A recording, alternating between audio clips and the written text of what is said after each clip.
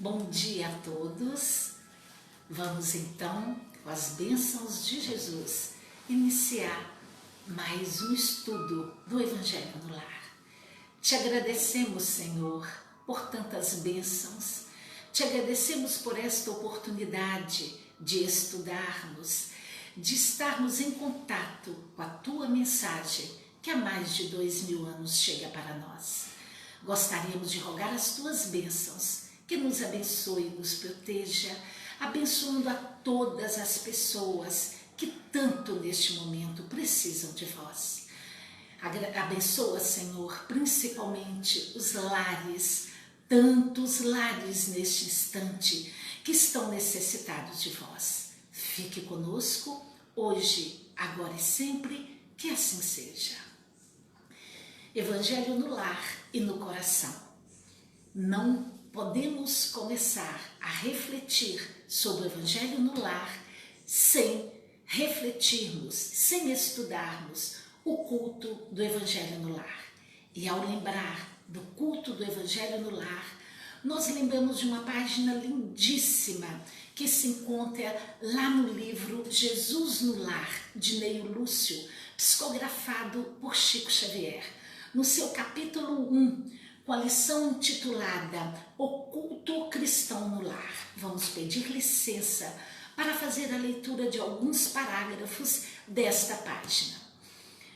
Conta-se Neio Lúcio que povoara-se o firmamento de estrelas dentro da noite prateada de luar, quando o Senhor, instalado em casa de Pedro, provisoriamente em casa de Pedro, tomou os sagrados escritos e, como se quisesse imprimir um novo rumo à conversação que se fizera improdutiva, falou com bondade. Simão, o que faz o pescador quando se dirige para o mercado com os frutos de cada dia?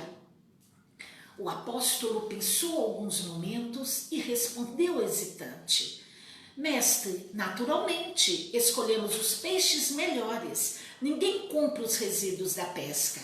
Jesus sorriu e perguntou de novo: E o oleiro? Que faz para atender a tarefa que se propõe? Certamente, Senhor, redarguiu o pescador intrigado. Modela o barro, imprimindo-lhe a forma que deseja. O amigo celeste, de olhar compassivo e fulgurante, insistiu: E como procede o carpinteiro para alcançar o trabalho que pretende? O interlocutor muito simples informou sem vacilar: Lavrará madeira, usará o enxó e o serrote, o martelo e o formão. De outro modo, não aperfeiçoará a peça bruta. Calou-se Jesus por alguns instantes e disse: Assim também, Simão, é o lar diante do mundo.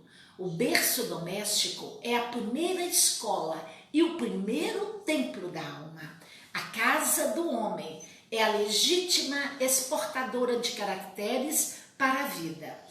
Se o negociante seleciona a mercadoria, se o marceneiro não consegue fazer o barco sem afeiçoar a madeira aos seus propósitos, como esperar uma comunidade segura e tranquila sem que o lar se aperfeiçoe?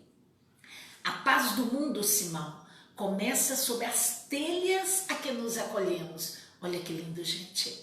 Se não aprendemos a viver em paz entre quatro paredes, como guardar a harmonia das nações? Se nos não habituarmos a amar o irmão mais próximo, associado à nossa luta de cada dia, como respeitar o eterno Pai que nos parece distante? Jesus relanceou o olhar pela sala modesta, fez um pequeno intervalo e continuou: Pedro, acendamos aqui, em torno de quantos nos procuram a assistência fraterna, uma claridade nova. A mesa de tua casa é o lar do teu pão. Nela recebes do Senhor o alimento para cada dia. Por que não instalar ao redor dela a sementeira da felicidade e da paz na conversação e no pensamento? O Pai que nos dá o trigo para o celeiro, através do solo, envia-nos a luz através do céu. Se a claridade é a expansão dos raios que a constituem, a fartura começa no grau. Em razão disso, o Evangelho não foi iniciado sob a multidão, mas sim no singelo domicílio dos pastores e dos animais. Simão Pedro fitou o mestre nos olhos humildes e lúcidos e, como não encontrasse palavras adequadas para explicar, murmurou tímido: Mestre, seja feita como desejas. Então, Jesus, convidando os familiares do apóstolo à palestra edificante e à meditação elevada, desenrolou os escritos da sabedoria e abriu na terra o primeiro culto cristão no lar. Mestre, seja feito como desejas. E nós, espíritas cristãos, que tentamos, que estamos conseguindo, ora sim, ora não, mas conseguindo a seguir o Evangelho de Jesus, a seguir os passos desse guia e desse modelo que Deus nos deu por hora para seguirmos, nós também falamos como Pedro: Mestre, seja feita como desejas. Nós vamos encontrar lá no Apocalipse, no capítulo 3, no versículo 20, João falando para a gente: Eis que estou à porta e bato. Se alguém ouvir a minha voz e abrir a porta, entrarei em sua casa e com ele cearei e ele comigo. E através do culto do Evangelho no lar, nós estamos abrindo as portas do nosso lar, as portas do nosso coração para Jesus entrar, para que através dos nossos mentores amigos, dos nossos anjos guardiões, Jesus possa entrar e penetrar dentro do nosso lar. Nós vamos buscar um pouco lá na história da humanidade, que desde a época de Jesus, os judeus já tinham essa prática de oração dentro da família, de oração em casa. Até hoje os judeus, toda sexta-feira, praticamente todas as sextas-feiras, eles reúnem a família para ler as escrituras, principalmente as escrituras dos profetas. Conta-se que o chefe da família lê uma parte do Velho Testamento e ali eles conversam, ali eles instruem, eles estudam e refletem sobre as escrituras sagradas. Hoje, mais do que nunca, nós vemos também, logo depois da reforma, nós vemos que essa prática continuou. Porém, antes da reforma, a Igreja Católica também deu continuidade a essa prática de leitura em família, porém esporádica, com o que eles chamam de rezas, novenas, trezenas. Eu sou de uma família católica e católica praticante.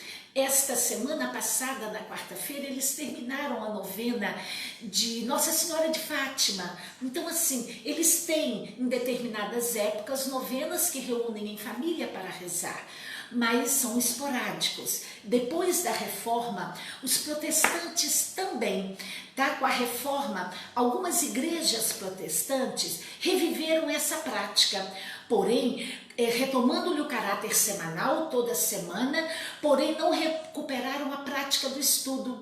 Não passa de eles limitam a uma leitura de um versículo da Bíblia e ali eles também cantam alguns salmos, mas o estudo e a reflexão esporádica nós vamos ver resgatado pela doutrina espírita com o culto do Evangelho no lar. E aí nós podemos ver que não é uma inovação da doutrina espírita, o culto do Evangelho, a oração em família, a leitura edificante desde a época de Jesus. E aí nós temos hoje, principalmente na doutrina espírita, essa necessidade do culto do Evangelho no lar. E aí o que vem a ser então o culto do Evangelho no lar? não é nada mais, nada menos do que uma reunião fraterna entre os componentes que moram naquela mesma casa ou de visitantes que reúnem em determinado dia da semana, em determinada hora, para também abrir o Evangelho segundo o Espiritismo e fazer o estudo e fazer a leitura daquela página do Evangelho segundo o Espiritismo, tá? Sob, claro, o amparo de Jesus e dos espíritos superiores, visando transformar o nosso lar em um ambiente de amor, de paz e de tranquilidade. O culto, gente, não é um ritual. Nós não é um ritual de adoração. Trata-se de um momento de oração, de um momento de leitura edificante dentro do nosso lar. Para quê? Qual que é o objetivo ou quais são os objetivos do culto do Evangelho no Lar? Nós temos cartilhas da Federação Espírita Brasileira, da União Mineira, né? Da nossa União Espírita Mineira, que localiza-se em Belo Horizonte. Nós temos cartilha nos orientando ao culto do Evangelho no Lar, tá? E essa campanha, tanto a União quanto a FEB, é uma campanha contínua da implantação e da permanência do culto do Evangelho do Lar nas nossas casas, nos nossos lares. Então nós temos alguns objetivos. Para quê? Para que fazer o culto do Evangelho no Lar? Primeiro, estudar o Evangelho à luz da doutrina espírita. Há muito nós estamos lendo o Evangelho em reencarnações anteriores, em outras lides, em outras religiões, mas nós já temos tido contato com o Evangelho. Agora, nesta reencarnação, nós estamos tendo contato com o Evangelho à luz da doutrina espírita, que faz toda a diferença, que ela veio tirar o véu que cobria os nossos olhos, veio tirar a viseira, nos explicando, nos ensinando o Evangelho de Jesus, agora de uma forma diferenciada, de uma forma clara, de uma forma que não tem como não aprendermos. Outro objetivo, criar nos lares o hábito salutar das reuniões evangélicas. Olha, para vocês verem, nós reunimos nos lares para festividades, para tantos outros momentos. Por que não reunir no lar para estudar o Evangelho de Jesus, tá? E outro objetivo, tornar o Evangelho melhor compreendido, sentido e exemplificado. Ao estudar o Evangelho, seguindo de ponta a ponta do livro, nós vamos compreender melhor, né, à luz da doutrina espírita, os ensinamentos de Jesus. Compreendendo melhor, nós vamos sentir no nosso coração esse Evangelho. E aí fica mais fácil exemplificar, fica mais fácil ir para a prática. Outro objetivo, higienizar o lar pelos nossos pensamentos e sentimentos elevados. Chico Xavier fala que se nós tivéssemos o olho da alma, nós enxergaríamos durante a semana, nas paredes, nos tetos de nossa casa, mata-borrões escuros. Que mata-borrões são esses? São as discussões que acontecem entre marido e mulher, mãe e filha, pai e filho. São os ciúmes, as invejas, são os momentos de conturbado que acontece dentro dos lares durante a semana. Então vão se plastificando nas paredes e nos tetos mata-borrões escuros, e que no momento do culto do Evangelho no lar, quando nós abrimos as portas do nosso lar para que Jesus entre através dos nossos anjos guardiões, através dos mentores queridos ligados à nossa alma, nós estamos possibilitando que eles façam uma asepsia, que eles façam uma limpeza, uma faxina espiritual no nosso lar, tá? Principalmente os nossos anjos guardiões que ali estão. Outro objetivo, ampliar o conhecimento do Evangelho para oferecê-lo com maior segurança a outras criaturas. Facilitar no lar ou fora dele, o amparo necessário. Quando nós paramos para conectar com Deus, quando nós paramos para deixar que os nossos amigos espirituais do bem entram no nosso lar, nós estamos nos fortalecendo para vivermos, para aguentar as lutas do dia a dia fora do lar. Outro objetivo importante: elevar o padrão vibratório dos componentes do lar, a fim de que eles se ajudem com mais eficiência. Jesus no lar é vida para o lar. Joana de Ângeles que vem falar para nós. Quando uma família ora em casa, reunida nas blandícias do Evangelho, toda a rua, se é um apartamento, todo o prédio, recebe o benefício da comunhão com o alto. Aí nós vamos perguntar, e está lá na cartilha da FEB da União, quem pode participar desse culto? Parentes, vizinhos, amigos, quem estiver com você naquele momento. Mas é muito importante que não transformemos esse momento em festa.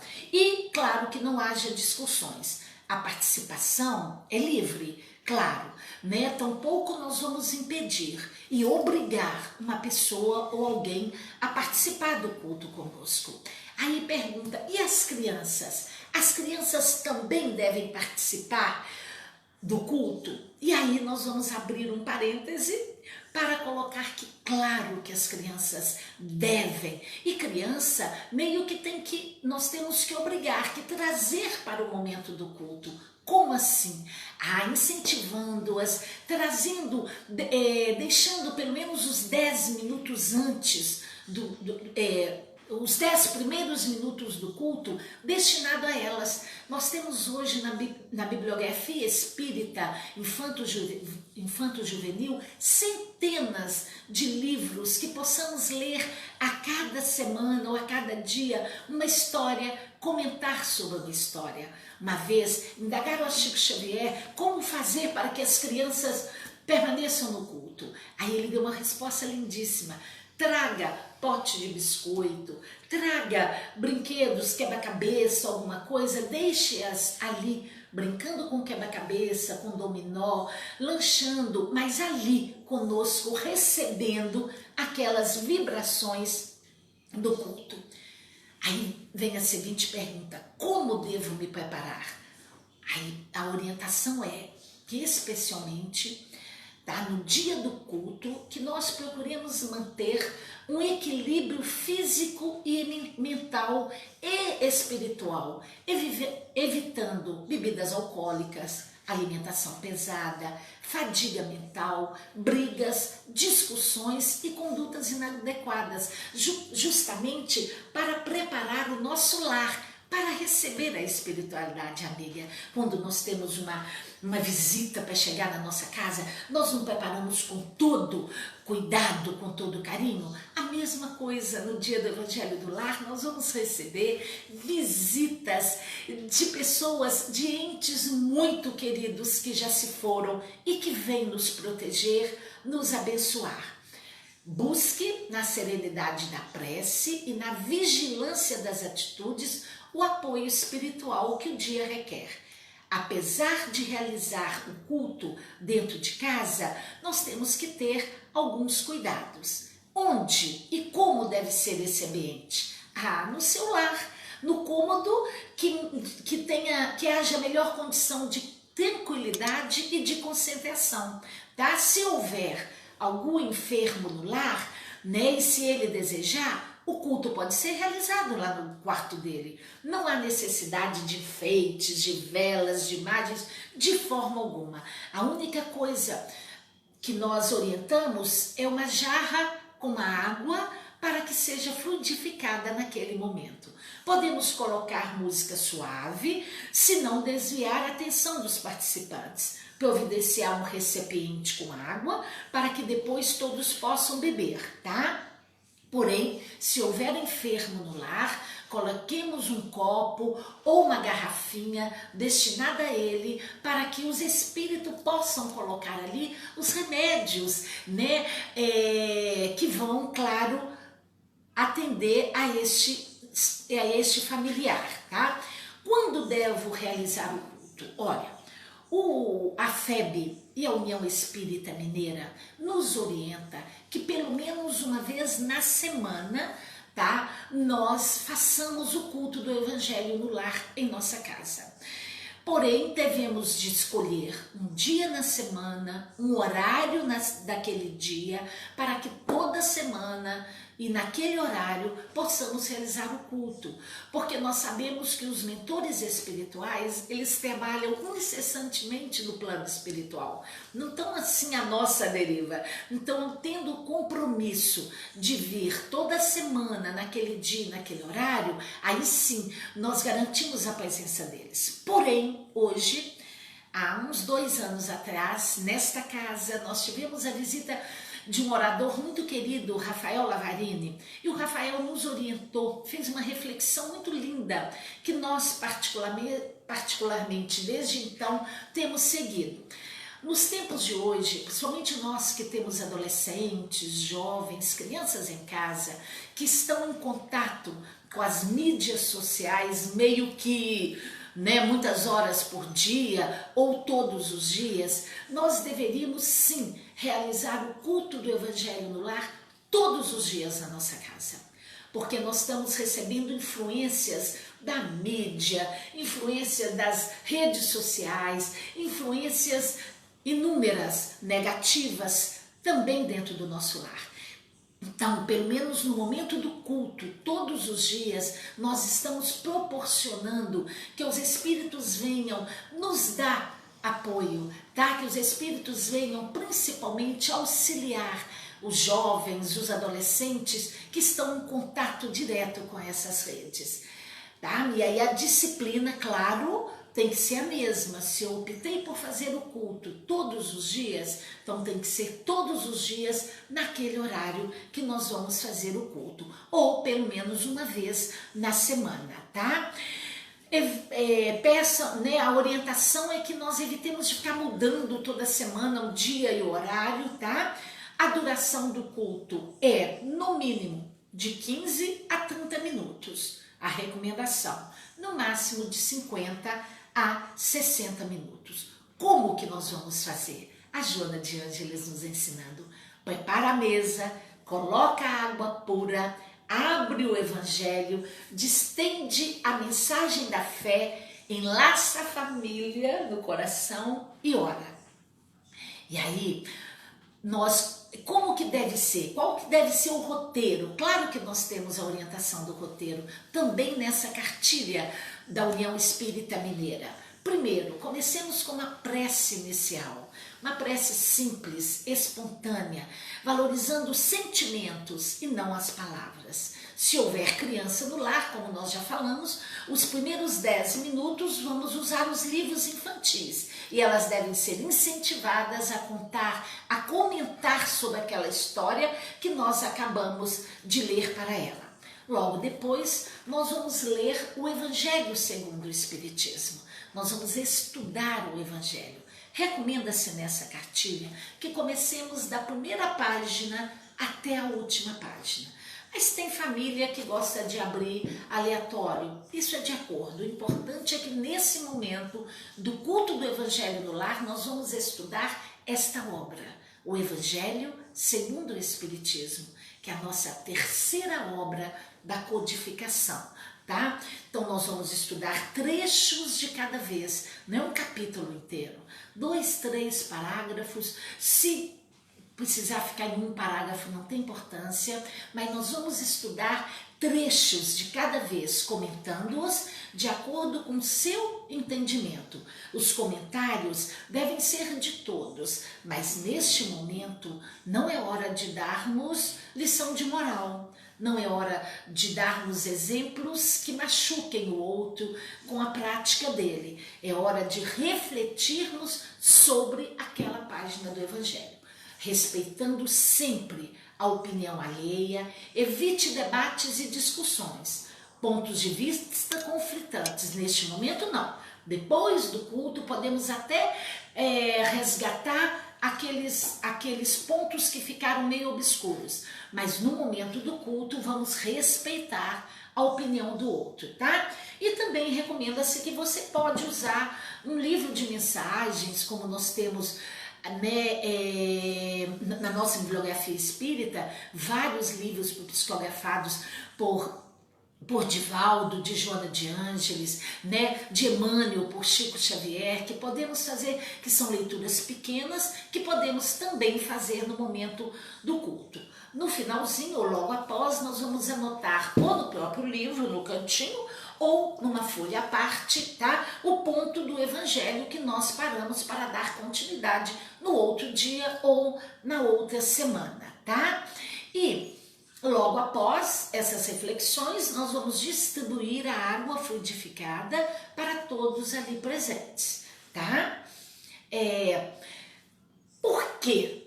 Por que nós devemos fazer o culto no lar? Qual o benefício desse culto no lar? Os benfeitores espirituais vão ao pouco construindo cortinas de proteção fluídica e vão dissolvendo as energias negativas. Já falamos sobre isso. E Chico Xavier fala que é meio que nós colocássemos ao redor da nossa casa paredes de vidro. Sabe, que as invejas, os ciúmes, a maledicência chega, bate, mas volta. Por quê? Porque o nosso lar está protegido, nosso lar está com uma corrente fluídica de proteção. Tá? Favorece a entrada das luzes espirituais e realiza uma faxina no campo espiritual. Tá? O culto do Evangelho no lar aperfeiçoa o homem. O homem aperfeiçoado ilumina a família. Emmanuel que nos fala isso. A família iluminada melhora a comunidade e a comunidade melhorada eleva a nação. Do Evangelho no lar depende o aprimoramento do homem. Olha que lindo, gente. E aí nós temos alguns obstáculos. Claro que nós encontramos alguns obstáculos para realizar o culto. É impressionante. Quando implantamos o culto do Evangelho no lar, sempre temos a reclamação. Mas chegou visita. Na hora exata o telefone tocou. Na hora exata. Então, qual que é a recomendação? Na implantação do culto ou durante sua realização, é comum o surgimento de diversos obstáculos, como se a intenção e persistência do grupo familiar fosse colocada à prova. Os mais comuns obstáculos são quais? Visitas inesperadas. Nós estamos realizando o culto, a campainha toca, o telefone toca. Então, o que devemos fazer? Tá? Serão as visitas, nós abriremos a porta, convidaremos a participar do culto, tá? E aí também explicando, claro, né, o que é o culto do Evangelho no lar, explicando antes o assunto com franqueza e humildade. A campainha da porta toca, ou o telefone. Então, o que devemos fazer? Nós vamos escalar, desde já, um participante daquele momento, o filho, ou a esposa, ou o marido, alguém que esteja ali para atender esses ambos os casos. As visitas, nós mandamos entrar, convidamos a entrar e participar conosco. Agora, o telefone e a campainha, alguém assim que tocar vai lá, atende e volta para o culto. Sonolência. É impressionante, gente. Só quem tem criança ou adolescente que já viveu isso. Os meninos começam e começa a baixar e começa. Então, tanto crianças quanto adultos devem ser orientados para lutar contra o sono, utilizando do recurso da respiração controlada, tá? O recurso principalmente da prece, da água, evitando sugestões hipnóticas, tá? Outro obstáculo, inquietação das crianças. Meu Deus, então as crianças hiperativas é complicado mesmo. Porém, é normal que crianças, especialmente as menores, fiquem inquietas, chorem, façam birras, puxem e mexem em tudo. O melhor procedimento seja ignorar tais procedimentos, motivando as crianças, principalmente com temas cativantes, com histórias interessantes, trazendo livros de histórias, revistas, ilustrações apropriadas, delegar algum tipo de responsabilidade para elas, como a água vai ficar sob a sua responsabilidade, a prece, você vai fazer a prece final, tá? Pega um livro, e Chico Xavier, né, como eu já falei antes, ele orientava a levar pote de biscoito, a levar guloseimas, a levar para perto do culto, principalmente, brinquedos em que eles podem se divertir, tá? E aí nós vamos ver que quando nós realizamos o culto do Evangelho no lar, meu Deus, como as coisas vão se encaixando, como as coisas vão tomando outro rumo. Mas não vai ser na primeira semana, na segunda, na terceira.